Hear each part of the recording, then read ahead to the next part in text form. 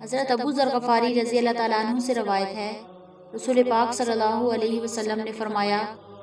جو بندہ بھی زہد اختیار کرے، یعنی دنیا کی رغبت و چاہت اپنے دل سے نکال دے اور اس کی خوش عیشی اور خوش باشی کی طرف سے بے رغبتی اور بے رخی اختیار کر لے، تو اللہ تعالیٰ ضرور اس کے دل میں حکمت کو اگائے گا اور اس کی زبان پر بھی حکمت کو جاری کر دے گا، اور دنیا کے عیوب اور اس کی بیماریاں اور پھر اس کا علاج اور معالجہ بھی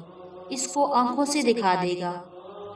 اور دنیا سے اس کو سلامتی کے ساتھ نکال کر جنت میں پہنچا دے گا۔ انبت اللہ الحکمت فی قلبہ، اللہ تعالیٰ اس کے دل میں حکمت کو اگاتا ہے۔ اس کا مطلب یہ ہے کہ زہد اختیار کرنے والوں کو اللہ تعالیٰ کی طرف سے اسی دنیا میں پہلا نقد جو انعام ملتا ہے کہ اللہ تعالیٰ ان کے قلوب میں حکمت اور معرفت کا تخم یعنی بیج ڈال دیتا ہے، جو اللہ تعالیٰ کی خاص عنایت سے نشو و نما پاتا رہتا ہے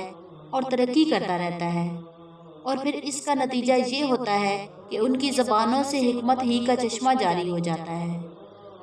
اور دنیا کے عیوب و امراض گویا ان کو آنکھوں سے دکھائے جاتے ہیں، اور ان کے علاج اور معالجہ میں بھی ان کو خاص بصیرت عطا کی جاتی ہے۔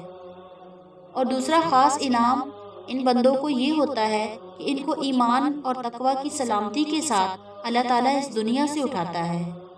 اور وہ اس فانی دنیا سے نکال کر جاودانی عالم یعنی دارالسلام جنت میں پہنچا دیے جاتے ہیں۔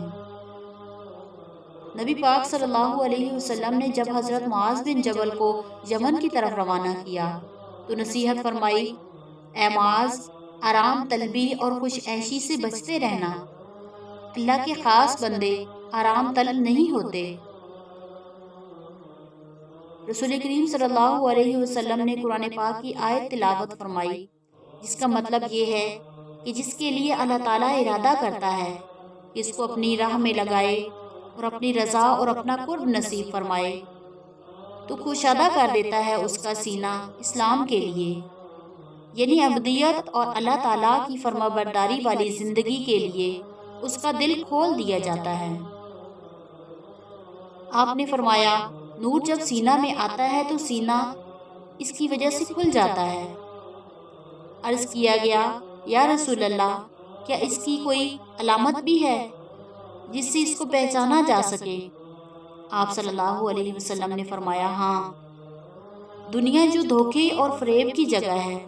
اس سے طبیعت کا ہٹ جانا اور اچاٹ ہو جانا،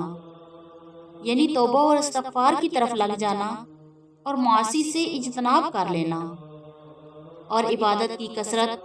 اور موت کی تیاری کے لیے فکر مند ہو جانا اس کی علامت ہے۔